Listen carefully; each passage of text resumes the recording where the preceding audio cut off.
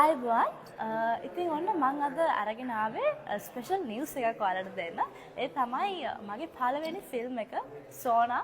ඒ වගේම අපේ අධ්‍යක්ෂක ශාන් ජයරත්න මහත්මයාගේ පළවෙනි ෆිල්ම් එක සෝනා.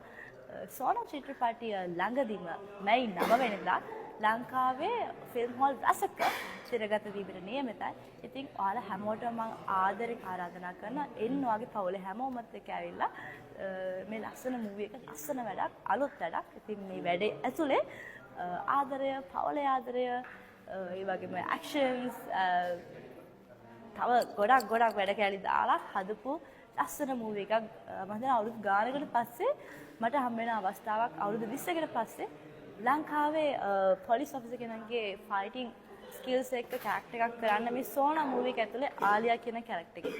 ඉතින් ආලියාගේ ටැලන්ට්ස් බලන්න සෝනා මූවි එක අනිවාර්යෙන් බලන්න.